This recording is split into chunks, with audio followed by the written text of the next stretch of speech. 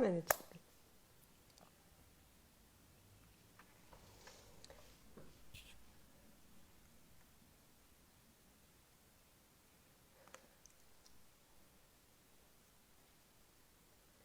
Take a friend. Okay, now it should work. The third time, and it should work now. Okay, hi Frank. Are you there? I invited you to the session before I started, so you should be joining now. Let's see. Hi Carlos again. Thank you for joining for the third time to the same session. Let's see. Hi, Michael. Sorry for the technical issues. We are doing this for the first time in Facebook. After 7 or 8 weeks of Instagram sessions, now we had to switch to Facebook, which I will explain why. Hi Miriam, welcome. I'm waiting Frank to join. Hello, Frank. Okay.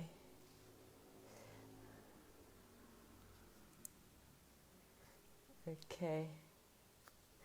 Hi. Yes, Carlos, it's new.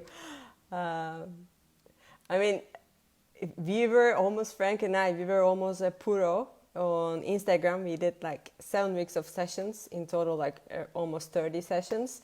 But then my Instagram account got hacked, and now we had to move to Facebook.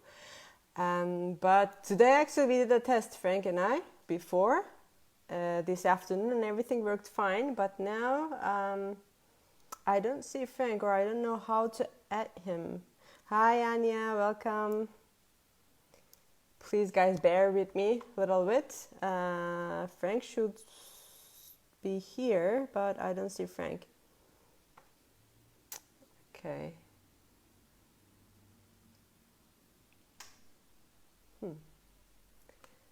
Okay.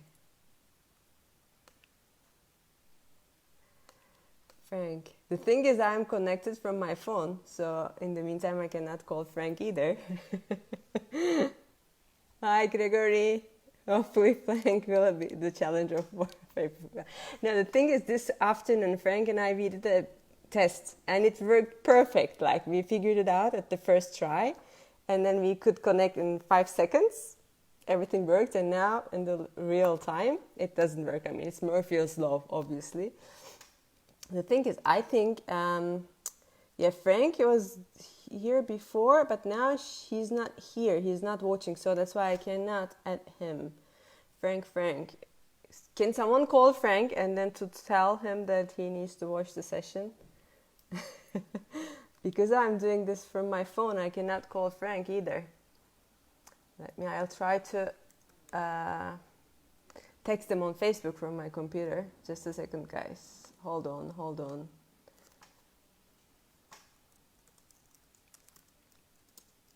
Please, Anya, can you call him? Thank you.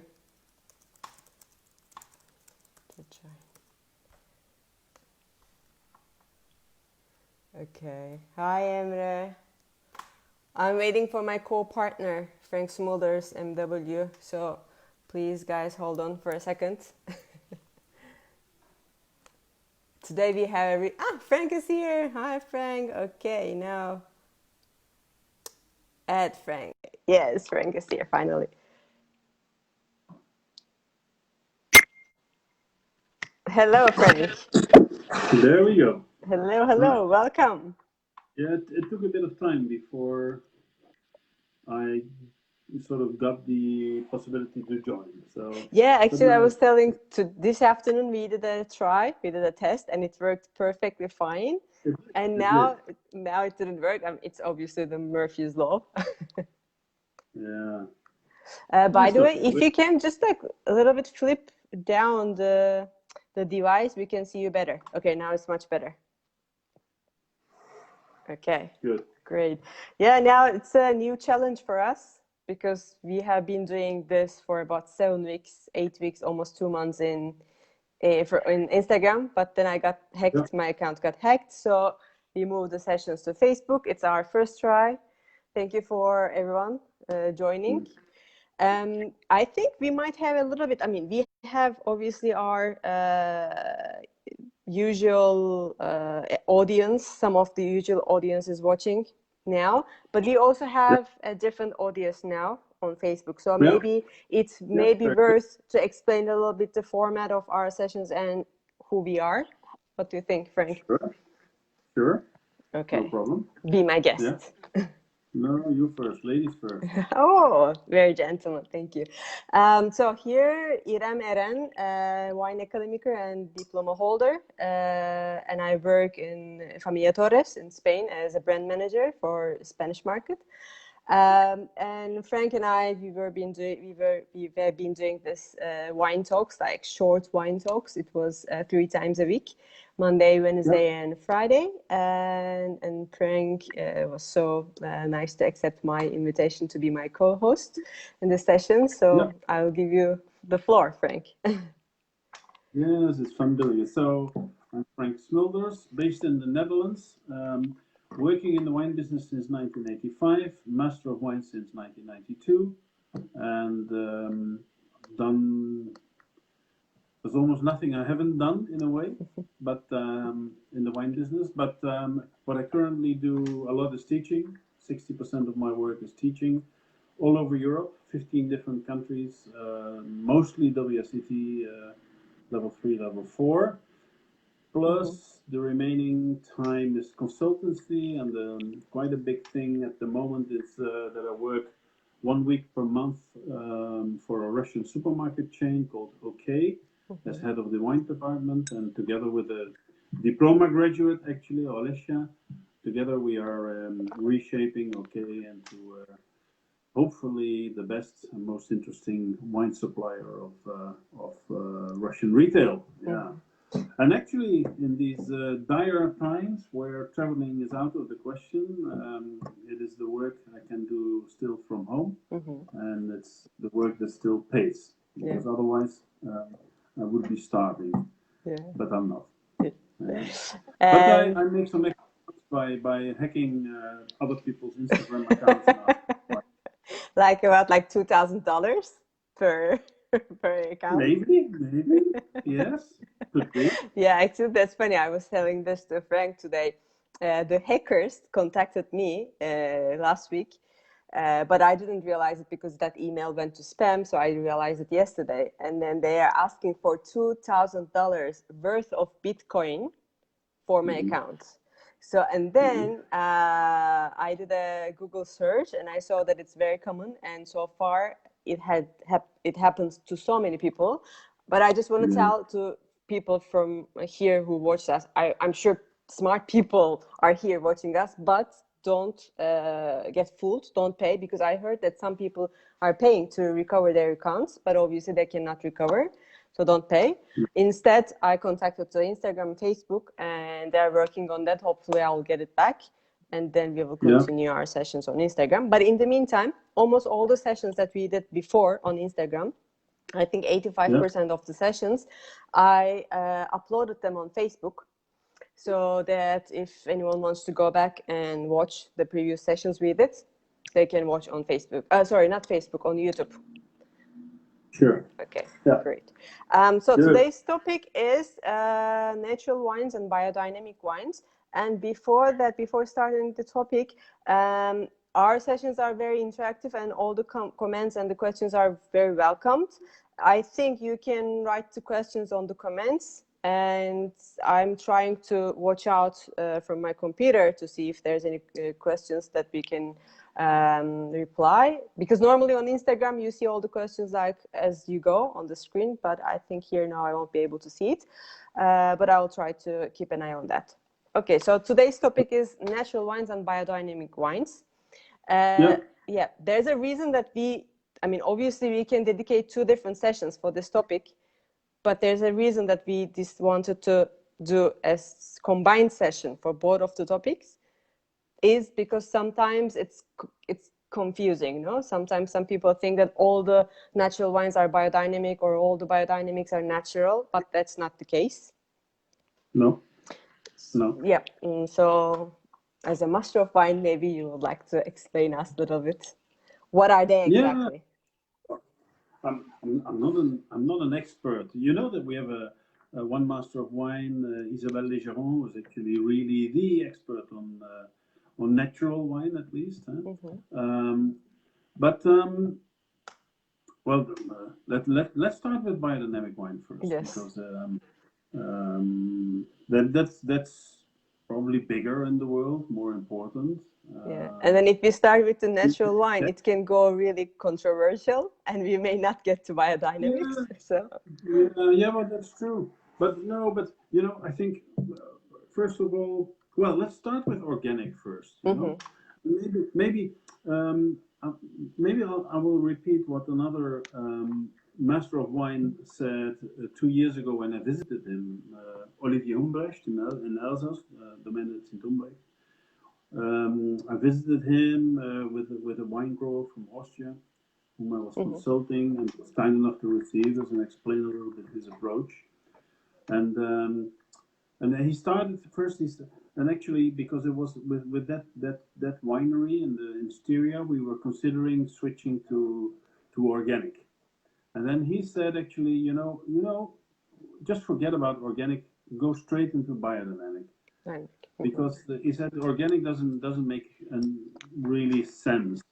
It's not that he was negative about it. He just said that from his point of view, working organic is working conventionally, but instead of spraying chemical sprays, you use organically based sprays.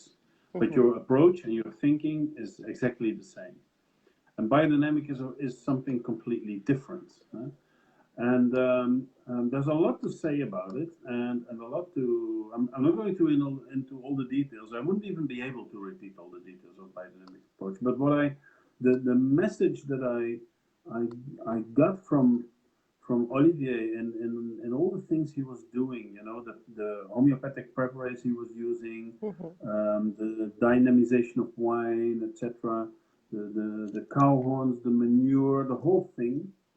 Um, what I got from it was that basically what he was doing with that work is forcing the roots of the vines to go much deeper as they would do in an organic approach or in a conventional approach. And by doing that, you're creating a much more stable, let's say, life maybe inside the vine, um, leading to better and healthier grapes, making the vine stronger by itself. Although saying that, it is a myth to believe that the wine can be fully independent and self-healing. That's never going to happen, because there are plenty of diseases that will actually still be able to easily kill your grape production and even devastate your vineyard, if you're not treating those diseases. And and this is bringing me straight away to the most important problem of biodynamic approach, and that is that you need to treat your vineyards with with copper sulfate. Um, copper sulfate obviously contains copper. Copper is a heavy metal. Heavy metal is dangerous, actually. And the problem is also that nature can't break it down. So if you're using a bit too much of copper sulfate, you'll have too high levels of copper in your soil, in your vineyard, and that's where it becomes really unhealthy and dangerous. So um, the use of copper sulfate is restricted by legislation in Europe, so you cannot use it too much, but you can use, depending on circumstances, you can use quite a bit of it. And so what I just want to say is that no, you sure you can make the vine stronger and more resistant maybe to certain diseases, but you cannot make it completely immune. That is non-existent. It's impossible. And the second thing is that the biodynamic approach is not in every aspect healthier or better for the environment. That's also not exactly true. Mm-hmm. Now, there are many of my favorite wines, and actually in Alsace we have great examples because Stint Humbrecht and Domaine Weinbach are amongst my favorite wine producers, and they are biodynamic. So, but the question remains, of course, are they so great because of the fact that they are biodynamic, or would but and my answer actually by posing the question, I'm also answering it a little bit. I think they would be great anyway. Mm-hmm. But I'm sure that being biodynamic helps them to bring the last sort of small push in quality at the end. And I think it also makes them much happier with their work, the producers themselves. Mm-hmm. And that is also important.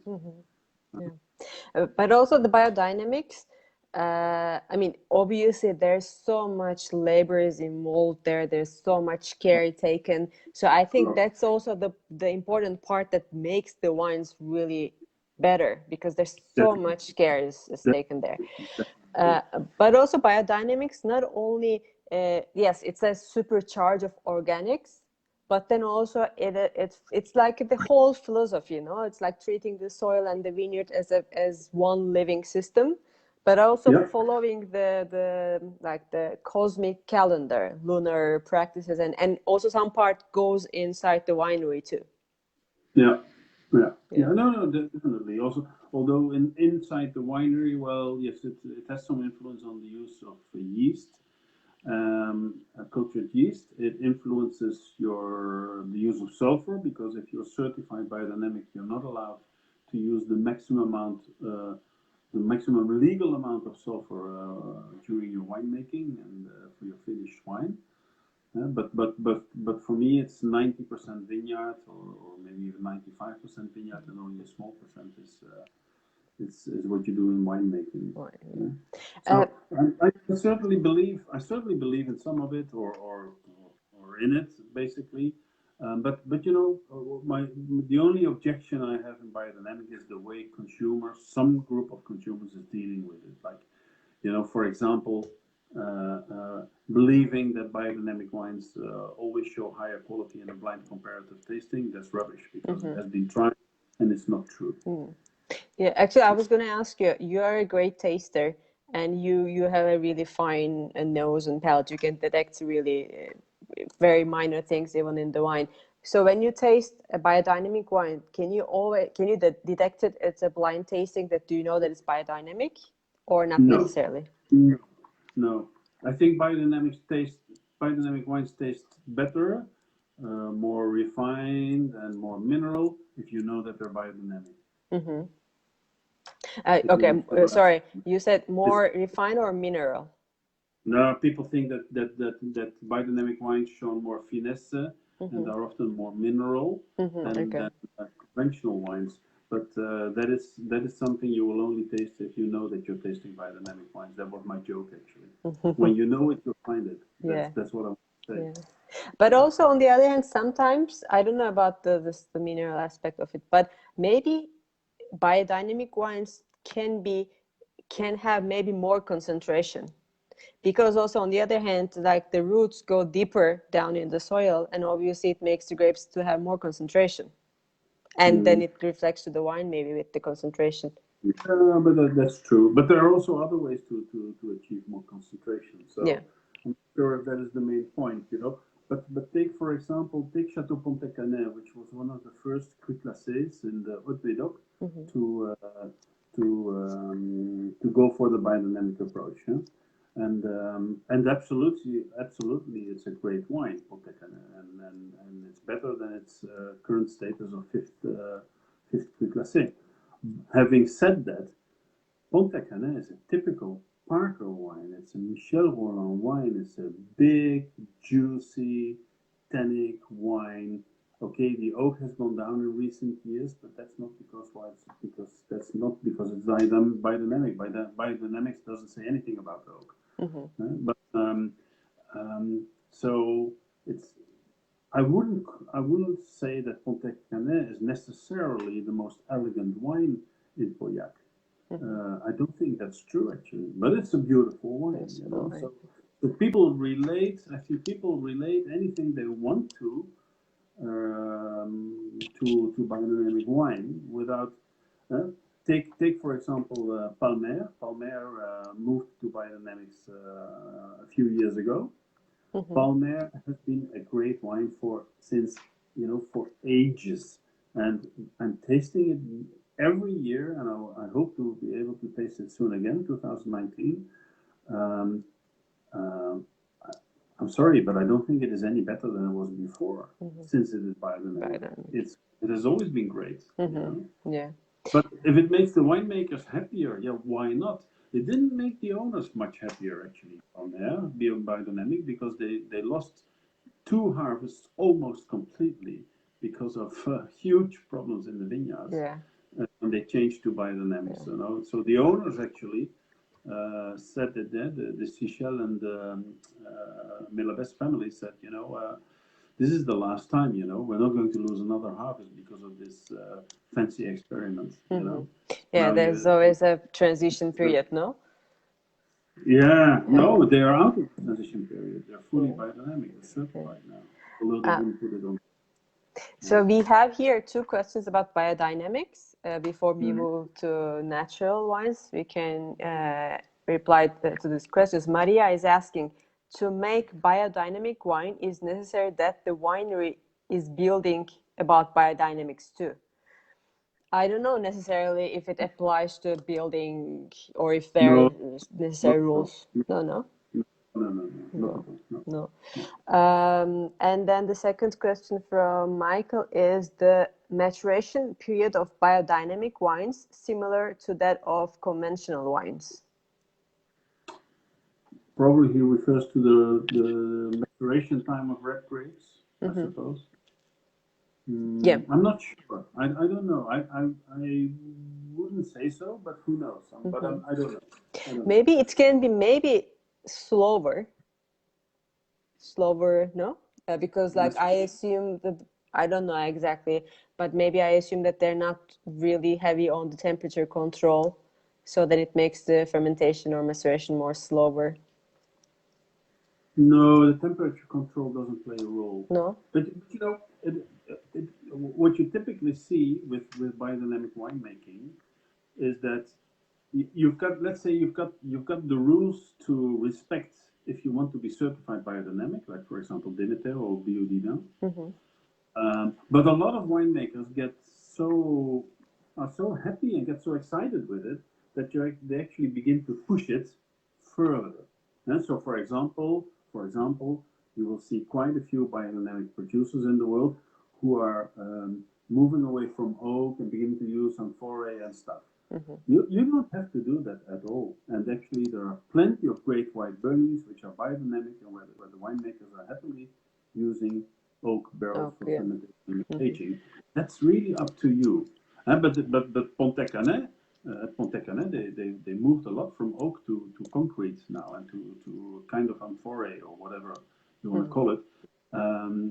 Because, well, they're pushing it one step further, but they don't have to do that. That's by free choice.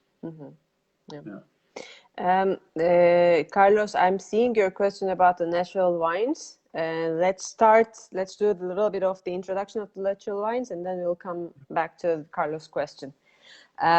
So what are natural wines? That's a good question. I would have said until very recently, there is actually no definition of natural wine. I mean, the other way of the other word, which is maybe the better word for it anyway, is low intervention wine. And my sort of personal addition to that would have been without use of sulfur. But even that is not completely true. And actually, that brings me straight away to the fact that in France, they recently created a legal definition of natural wine. They created a kind of legal category, let's call it like. I think you're still free to call your wine natural whenever you like, actually. But you can be sort of certified natural. And the interesting thing is that being certified natural means that you should work organic, at least, but preferably biodynamic, if I'm not wrong, that you should hand harvest, and that you should indeed apply low intervention winemaking techniques, no addition of yeast, for example. But you can, in that sort of defined category of natural wine in France, you can choose whether you want to use no sulfur at all or a low level of sulfur. Mm-hmm. So it's not exactly correct now to say that natural wine doesn't allow for sulfur. Mm-hmm. Yeah. But it's a bit of a jungle, the definition of natural wine, and that's the problem, I suppose. Mm-hmm. It's a bit of a jungle. Yeah.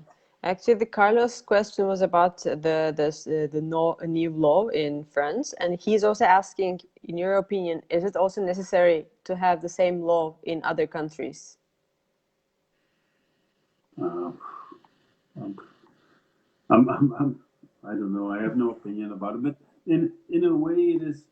In a way, it's a bit better when. The problem is, of course, that a lot of it's a free world, you know, and a lot of natural winemakers or people who call themselves natural winemakers love the freedom, you know.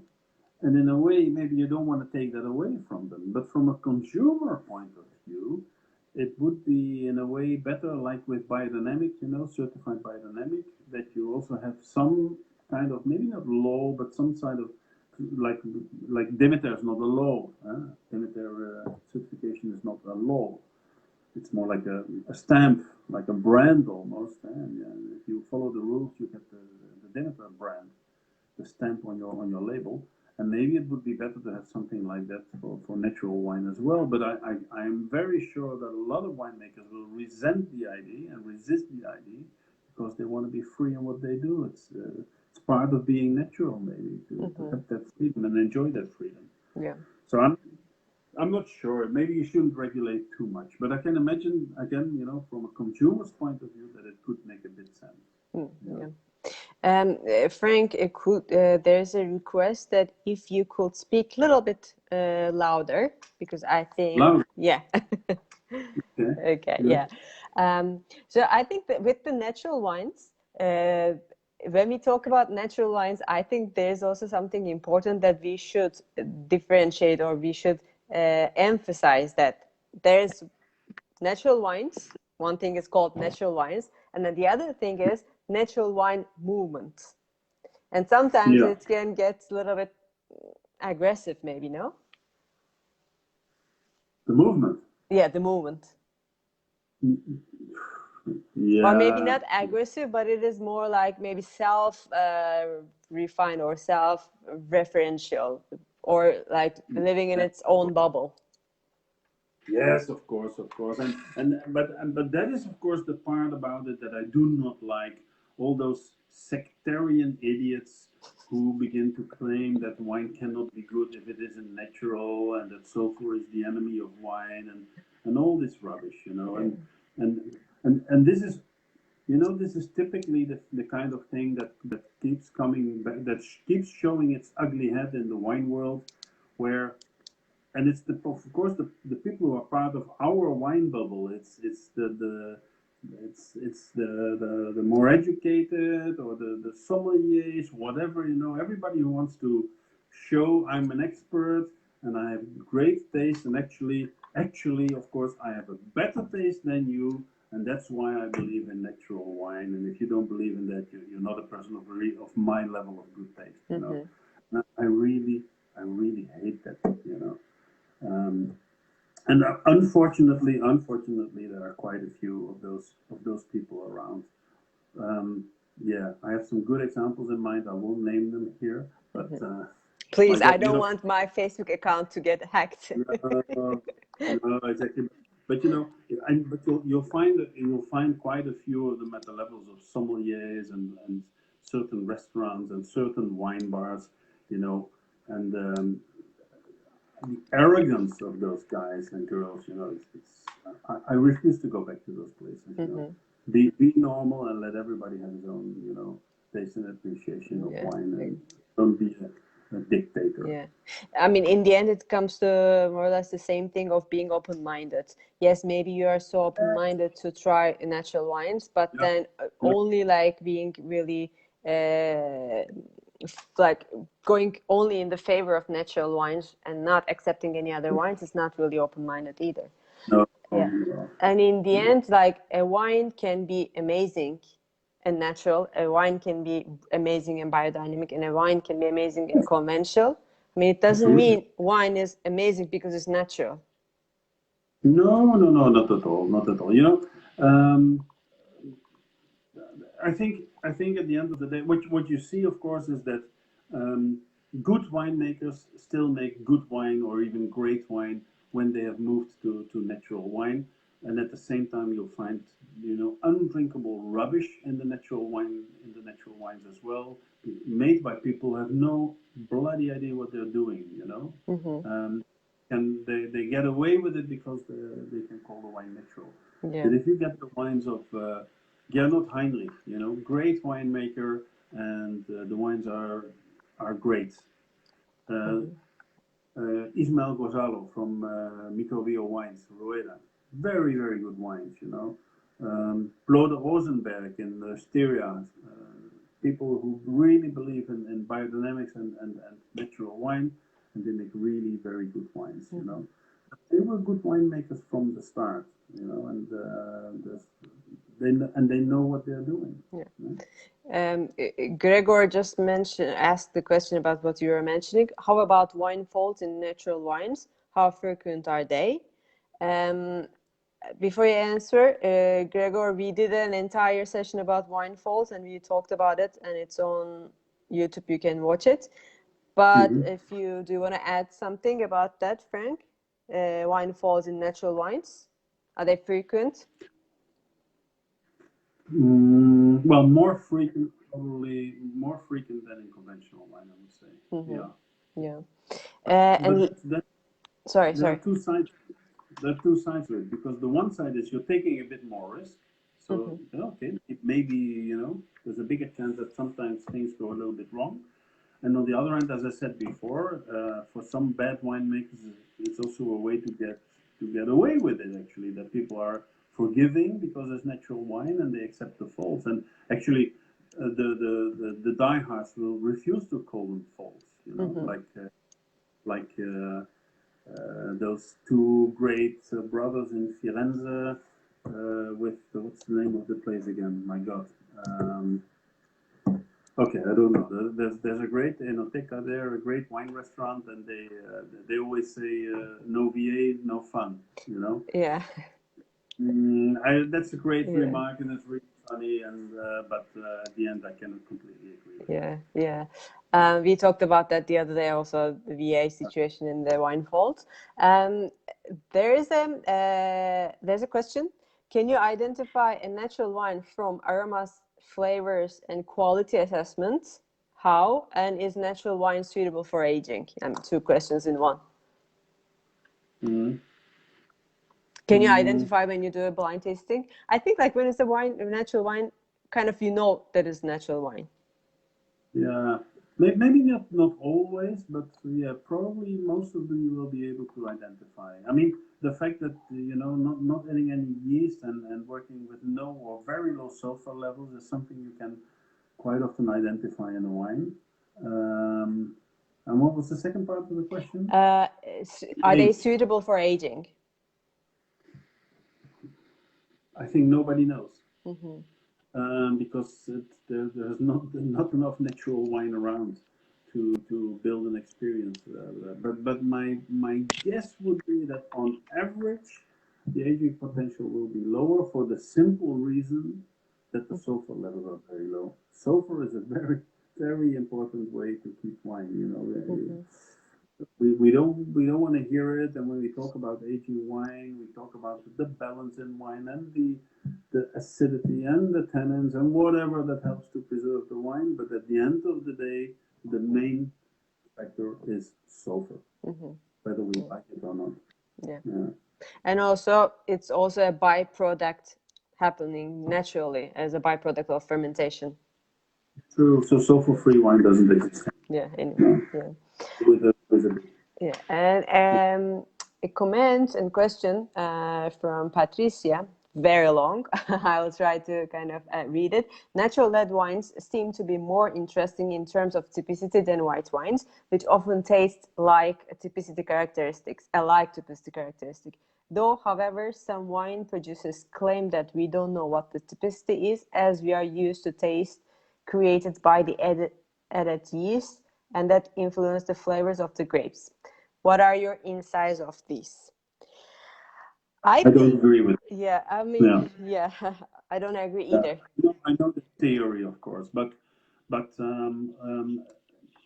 you know, there's a thinking behind that theory. The thinking is that the less you influence the winemaking, the more the wine will represent its origin. Right? Yeah. That's the thinking. And that sounds very logical. So it's very easy to believe. The funny thing, it's not true. Because the more you get volatile acidity or other fruity aromas in the wine, the less you actually taste um, the origin, the typicity of the wine. And actually, what you see, if wines are really showing that character, that they really begin to resemble each other. Yeah. And this is where I slightly disagree with my good friend Gernot Heinrich. Well, I don't disagree actually with him. That's not my point. But the last time I visited him with a group, he kindly did a blind tasting for us, which was really very fascinating. And he wanted to show in a blind tasting that his wines were still very representative of the different grape varieties, etc. So we got the wines blind, and then he asked, "What do you think it is?" And I'm telling you, it was difficult. I managed, not completely, I remember, but I managed to a large extent. But I had to think really hard, you know. And that actually proves the fact that the typicity of the grape variety went a little bit down. And in a way, the winemaking technique, in this case, natural winemaking technique, was taking a bit the upper hand. And that's got nothing to do with quality, by the way. That's just talking about the style of the wines, actually. Yeah. So at the end, Gernot said, well, here you see, I proved that actually the wines are really representative of grape varieties because you recognize them. But the truth was that in our group, I was more or less the only one who did recognize the different grape varieties, and that is because I had a very long experience with Austrian wine and his wines, and but it was a really intellectual challenge, you know. So yeah, no, I don't believe in that theory. No. Yeah. I mean, when we talked before, like most of the time when you taste a natural wine, you know that it's, or you may know that it's natural wine, but it's not because Sure. of the typicity or the terroir. It's because like it is, you kind of get this. I mean, not all of them, but if there is like microbial problems occurring in the wine, then it kind of loses the sense of the terroir itself. So it's a kind of marking it. Yeah. That's true. And indeed, there are many white wines in the natural wine scene that have that sort of very cidery, beer, yeast, whatever kind of character, and then they all begin to resemble each other. Yeah. And some people love it. And you know, why not? Because if you like that aroma, if you like cider, and actually I do like cider, then yeah, why not love it? But don't tell me that is the real representation of the variety or the origin, because it's not true. You cannot taste the variety or the origin. So actually, modern winemaking, conventional winemaking, has been developed to show really well typicity and origin, whether you like it or not. But that's what it's all about. Yeah. Yeah. Yeah, actually, that's a Patricia. Thank you so much for this comment, because it's like really, it's a other side of like two different aspects. You know, if it is like really typicity or if like the new terroir or not. So it's like it's worth to mention this.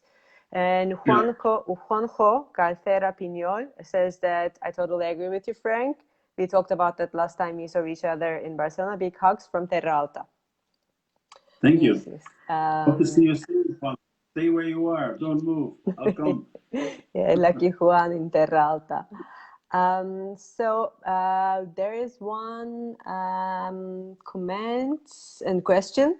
I think we can take this last one and then we can close the day today. Now one from New York. He's saying that I've been under the assumption of that sulfites in wine aggravate respiratory and autoimmune issues. As a sufferer of seasonal allergies, which can induce asthma, I tend to go for organic biodynamic wines during allergy season. Interested to hear what your thoughts are about this. I don't know so much about that kind of allergic reaction to sulfur. I know it exists. I'm not a sufferer of it myself. But yes, of course, if you're very sensitive to sulfur, by all means, try to find wines which are low in sulfur. There's nothing against that actually. Yeah. And as I said before, a good winemaker who knows what he's doing, who's bringing in clean grape material, etc., there won't be any problem with funky or faulty aromas, not at all. It comes down to winemaking actually, and if you again, I mentioned the number of people who are natural winemakers or biodynamic winemakers, going from Olivier Humbrecht up to Gernot Heinrich, very low or no sulfur levels, and you will not find any winemaking mistakes at all because they're very good winemakers. Mm-hmm. Yeah. Yeah. I know that I said last question, but let's do this as a last question because I think it's also worth to mention. Sophia is asking do you think if the natural wine hype will decrease? Decrease? Yeah. I think it's there to stay, Mm-hmm. but I think it will decrease in the long run. I'm not sure if we already reached the highest point, but I'm always trends. It's a bit of a trend, and trends come and go. And I think a lot of these very posh, self-proclaimed intellectual sommeliers and whatever, who are natural wine dictators. When they get a bit older and wiser, they will slow down a bit. Slow down, yeah. Or maybe when they understand that it's not really reflecting the terroir, but it's reflecting all the other biological things happening.